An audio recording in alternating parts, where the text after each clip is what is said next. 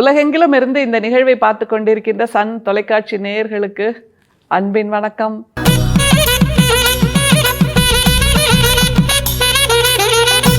இது ஆண்டாள் மாதம், மார்கழி மாதம், திருப்பாவை மாதம். இன்றைக்கு பாசுரங்கள் 5, 6, 2ஐயும் பார்க்க இருக்கிறோம்.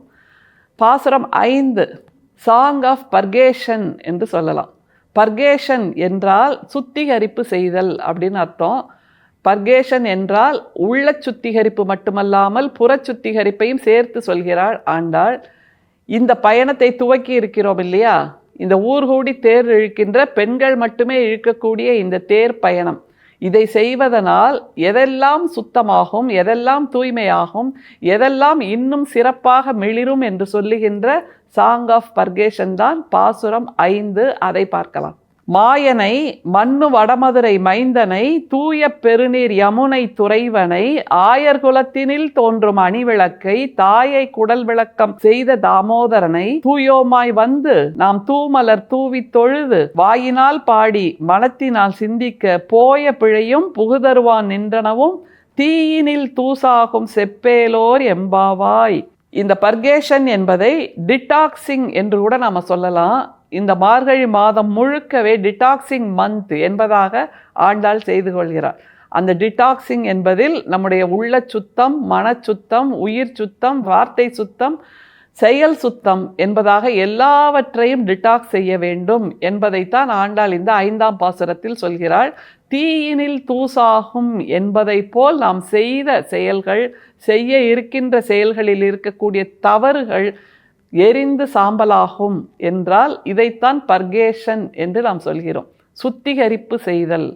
அப்படி எரிந்து சாம்பலாக்கக்கூடிய அளவுக்கு தவறுகளையோ குற்றங்களையோ நாம் செய்யாமல் முன்கூட்டியே காப்பாற்றி கொள்ள வேண்டும், முன்கூட்டியே தூய்மையான செயல்களோடு இருக்க வேண்டும் என்பதை சொல்லுகின்ற பாசுரம்தான் 5ஆம் பாசுரம். திரும்பவும் அந்த 5ஆம் பாசுரத்தில் ஒரு பயணம். மாயனை மன்னு வடமதுரை மைந்தனை தூய பெருநீர் யமுனை துறைவனை ஆயர்குலத்தினில் தோன்றும் அணிவிளக்கை தாயை குடல் விளக்கம் செய்த தாமோதரனை தூயோமாய் வந்து நாம் தூமலர் தூவி தொழுது அடுக்கிக்கிட்டே போற ஆண்டாள். மாயனை மன்னு வடமதுரை மைந்தனை தூய யமுனை பெருநீர் துறைவனை என்று இப்படியெல்லாம் அடுக்கிக் கொண்டே போகின்ற அந்த தலைவனை, அந்த இறைவனை நாம் வணங்குவதால் என்ன நடக்கும் என்பதைத்தான் ஆண்டாள் இதில் சொல்கிறார்.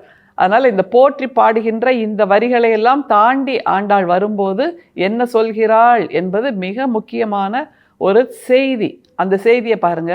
தூயோமாய் வந்து நாம் தூமலர் தூவி தொழுது வாயினால் பாடி மனத்தினால் சிந்திக்க. தூயோமாய் வந்து நாம் தூவி தொழுது என்னும்போது வார்த்தைகள் வந்து சேருகின்றன. மனத்தினால் சிந்திக்க என்று சொல்லும்போது மன தூய்மை வந்து சேருகிறது. இப்படியாக நாம் செய்கின்ற சிந்தனை, செயல், சொல் எல்லாமே தூய்மையாக இருக்க வேண்டும். அதற்கு நாம் என்ன செய்ய வேண்டும் அப்படிங்கிறதா இந்த பாசுரத்தோட சிறப்பு. ஆண்டாள் அதற்கான படிநிலையை சொல்றா பாருங்க. வாயினால் பாடி மனத்தினால் சிந்திக்க போய பிழையும் புகுதருவான் நின்றனவும். போய பிழை என்றால் இதற்கு முன்னால் நாம் செய்த பிழை, புகுதருவான் நின்றனவும் என்றால் இனிமேல் நாம் செய்ய இருக்கக்கூடிய அல்லது செய்யக்கூடிய தவறுகள் என்று அர்த்தம். அது எல்லாமே என்ன ஆகுமா? ஆண்டாள் சொல்றா பாருங்க. போய பிழையும் புகுதருவான் நின்றனவும் தீயினில் தூசாகும் செப்பேலோர் எம்பாவாய். தீயினில் தூசாகுமா? இந்த தூயனை, மன்னு வடமதுரை மைந்தனை, யமுனை துறைவனை நாம் பாடி புகழும்போது, மனத்தினால் சிந்திக்கும் போது, அவனை புகழ்ந்து பேசும்போது நம்முடைய போய பிழைகள் புகுதருவான் நின்றனவும் தீயினில் தூசாகும் என்றால் என்ன நடக்கிறது? அதுதான் மிக முக்கியம். நாம் ஒரு இலக்கை நோக்கி மனதில் பிடித்து கொண்டு, மனதில் சிக்கன பிடித்து கொண்டு நகர்ந்து கொண்டிருக்கிறோம் என்றால் அந்த இலக்கை பற்றிய சிந்தனைகள், அந்த இலக்கை பற்றிய வார்த்தைகள், அந்த இலக்கை பற்றிய நினைவுகள், கனவுகள், கற்பனைகள், நனவுகள் இது மட்டுமே நம் மனதில் இருக்கும். வேறு தவறுகள், வேறு வார்த்தைகள், வேறு சிந்தனைகள் எல்லாம் நம்மை விட்டு விலகிவிடும் என்றால் அதைத்தான் இறை என்கின்ற பொருளில் ஆண்டாள் ஏற்றி சொல்கிறாள். இலக்கைத்தான் ஆண்டாள் இறை என்ற பொருளில் ஏற்றி சொல்கிறாள். அதனால் இந்த மார்கழி திருப்பாவையில் ஆண்டாளை இறை பதுமையாக மட்டுமே பார்க்காமல் நம்முடைய வாழ்க்கைக்கான இலக்கு பதுமையாக பார்க்க வேண்டும், இலக்கு கவிதையாக பார்க்க வேண்டும், கிழக்கு கவிதையாக பார்க்க வேண்டும். வெறுமை இறையை மட்டும் கொண்டாடிவிட்டு செல்வதற்கு ஆண்டாள் திருப்பாவையை தரவில்லை என்கின்ற அந்த புரிதலோடு இப்போது 6வது பாசுரம். அந்த பாசுரத்தை பார்ப்பதற்கு முன்னால் சில செய்திகளை பார்த்தோம். இப்போது 6வது பாசுரம். புள்ளும் சிலம்பினகான் புள்ளரையின் கோயிலின் வெள்ளை விழிசங்கின் பேரரவம் கேட்டிலையோ, பிள்ளா எழுந்திராய் பேய் முலை நஞ்சுண்டு கள்ளச்சகடம் கலக்கழிய காலோச்சி வெள்ளத்து அரவில் துயிலமர்ந்த வித்தினை உள்ளத்து கொண்டு முனிவர்களும் யோகிகளும் மெல்ல எழுந்து அரியென்ற பேரரவம் உள்ளம் புகுந்து குளிர்ந்தேலோர் எம்பாவாய். இந்த பாசுரம் சாங் ஆஃப் சவுண்ட்ஸ் என்று சொல்லலாம். ஏன்னா அந்த திருவில்லிபுத்தூரில், அந்த வடமதுரையில் என்னவெல்லாம் சப்தங்கள், என்னவெல்லாம் ஒலிகள் காலையில் கேட்கின்றன. ஏனென்றால் ஆண்டாள் தன்னுடைய தோழிகளை மிக அதிகாலையில் எழுப்ப ஆரம்பித்திருக்கிறாள். அந்த மிக அதிகாலையில் மனிதர்கள் எழுந்திருக்கவில்லையே தவிர பறவை இனங்கள் எழுந்துவிட்டன, விலங்கினங்கள் எழுந்துவிட்டன. எனவே அவைகள், அந்த பறவை இனங்களும் விலங்கினங்களும் மற்ற உயிரினங்களும் எழுப்பக்கூடிய சப்தங்கள், சாங் ஆஃப் சவுண்ட்ஸ், அதுதான் இந்த பாசுரம். அதில் நம்முடைய ஆண்டாள் பிராட்டியார் எப்படி இருக்கிறாள் என்றால் மிக மிக மிக ரசனை மிக்கவளாக இருக்கிறாள். அவள் காதுகளிலிருந்து எந்த சப்தமும் தப்பிக்கவில்லை. அவளுடைய ரசனையிலிருந்து எந்த பறவை இனத்தின் ஒலியும் தப்பிக்கவில்லை. அவளுடைய பார்வையிலிருந்து எந்த ஆவினத்தின் சப்தமும் தப்பிக்கவில்லை என்பதைத்தான் இந்த பாசுரம் சொல்லுகிறது. சாங் ஆஃப் சவுண்ட்ஸ், என்னவெல்லாம் சப்தம் அப்படிங்கிறத பாருங்க.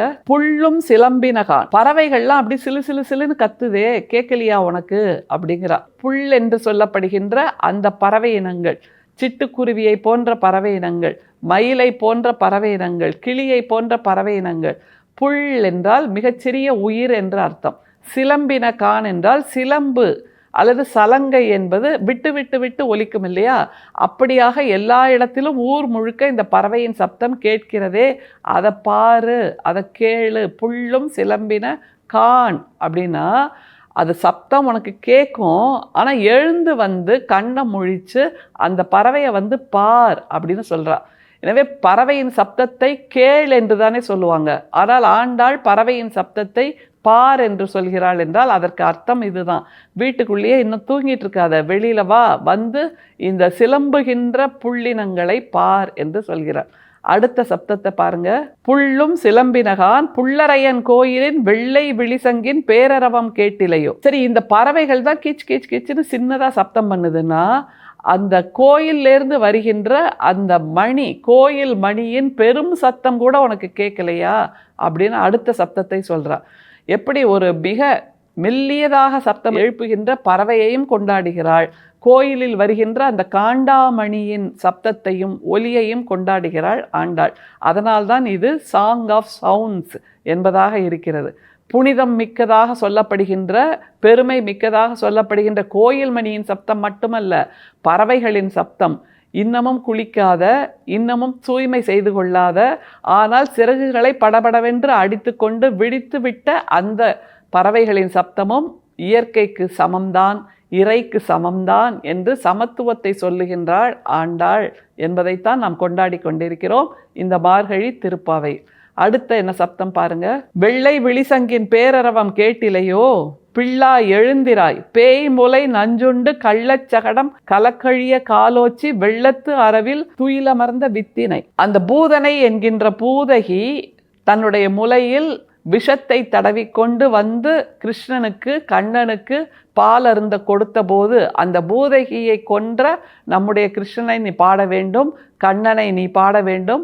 அப்படி பாடுவதற்காகத்தான் இந்த மார்கழி திருப்பாவை, அப்படி பாடுவதற்காகத்தான் இந்த மார்கழி மாதம்.